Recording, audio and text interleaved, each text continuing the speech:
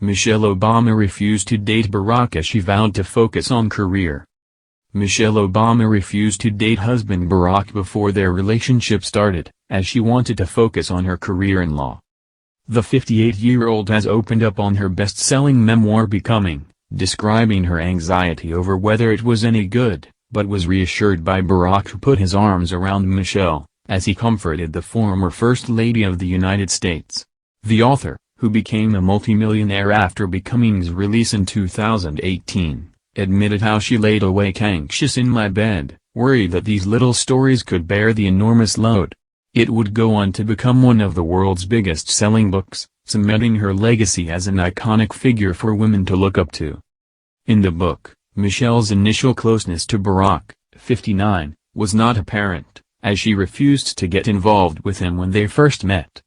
Speaking on Amazon Prime's 2020 documentary Michelle Obama, Life After the White House, Kiefer Brennan, the program's narrator, detailed how Michelle Robinson, as she was known before her marriage, was working as an associate at Chicago's Sinley and Austin law firm, when she was assigned to mentor Barack, who was selected as a summer intern.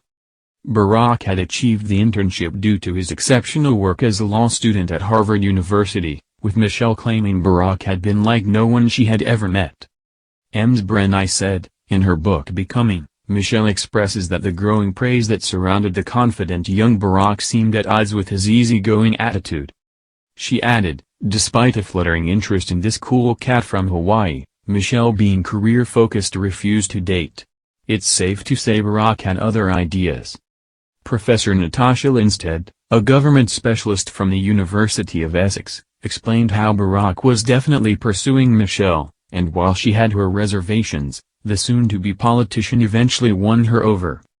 Barack himself would also admit how Michelle refused to date him, telling the Oprah magazine in 2007 that originally Michelle was kind enough to take me to a few parties, and never once commented on my mismatched and decidedly unstylish wardrobe. He added, I asked her out. She refused. I kept asking. She kept refusing. Their relationship blossomed and became a huge part of Barack's political success, with Michelle regularly on hand to act as his rock during his 8 years in the White House.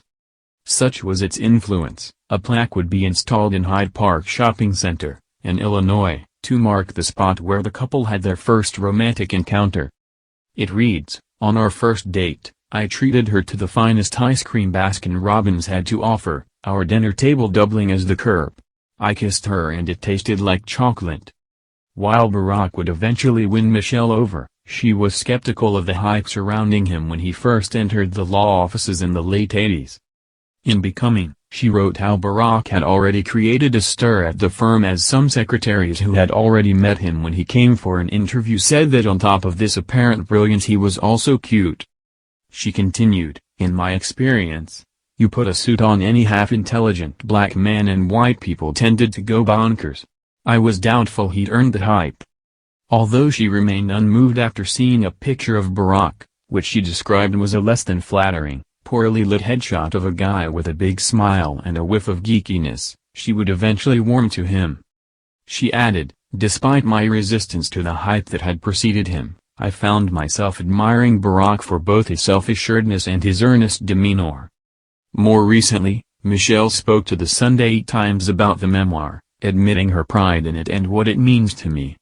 She said how from the outset the book had to include more than the shade of blue I choose for a china pattern or who was or wasn't invited to a state dinner, adding, this isn't to say any of this was easy. Particularly the experience of bearing this truest version of myself for the entire world to accept or leave behind.